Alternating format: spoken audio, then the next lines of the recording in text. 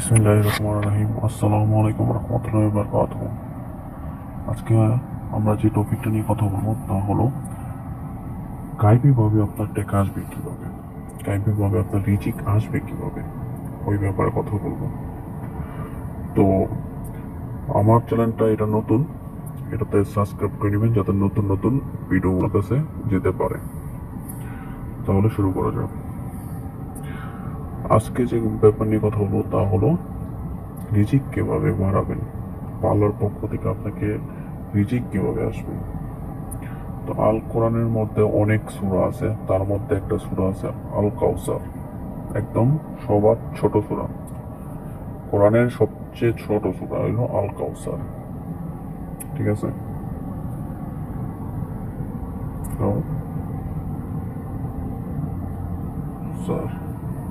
আল কাউসার, সূরাতুল কাউসার, যেটা সবচেয়ে ছোট সূরা আল কোরআনের।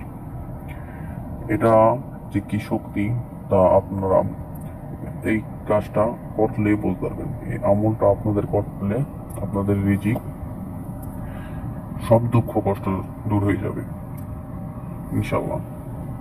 আপনারা একটাবার ট্রাই করে দেখতে পারেন।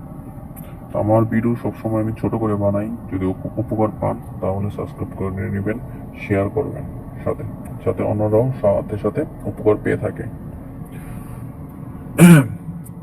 একটা কায়তন নিবেন, একটা কায়তন,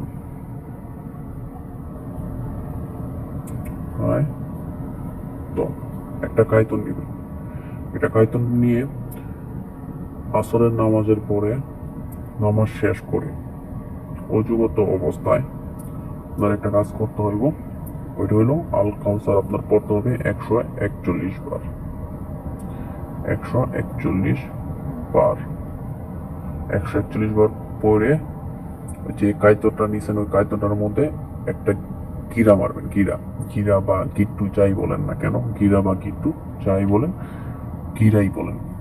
141 বার পড়ার পরে একটা গিরা বান দিবেন ওই কায়তনটার মধ্যে, বা গিট্টু দিবেন। তারপর ওটার মধ্যে একটা ফু দিবেন। তারপর আবার 141 বার পড়বেন। তারপর আবার আর একটা গিরা বান দিবেন। আবার 141 বার পড়বেন, আবার আরেকটা গিরা বান দিবেন। এরকম করতে করতে আপনার 7টা গিরা বান দিবেন, ঠিক আছে? 7টা গিরা থাকতে হবে ওই কায়তনটার মধ্যে। কায়তনটার মধ্যে 7টা গিরা দেওয়ার পরে হাতের এসে এমন হাতের মধ্যে আপনার বান্দার মতো একটা ব্যবস্থা করে নেবেন ওই কায়তনটা দিয়ে।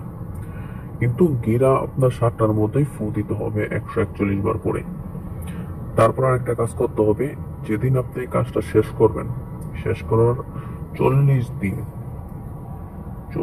দিন পর্যন্ত সেম 141 বার পরে আপনার ওই কায়তনটার মধ্যে ফু দিতে হবে। আর কোনো গিরা দিতে হবে না, কিন্তু 40 দিন পর্যন্ত আপনার 141 বার পরে ওই কায়তনটার মধ্যে ফু দিলে ইনশাল্লাহ আপনার দেখতে পারবেন যে আপনি 40 দিন লাগবো না, এর আগেই আপনার বুঝতে পারবেন আপনার পরিস্থিতি আগের থেকে উন্নত হয়ে গেছে। কোথা থেকে যে টাকা আসবো তা আপনি কল্পনা করতে পারতেন না। যদি আপনার কোনো জায়গায় টাকা আটকে রয়েছে, কোনো অনাদার কাছ থেকে আপনি টাকা তুলতে পারতেছেন না, তাও এসে পড়বো ইনশাআল্লাহ।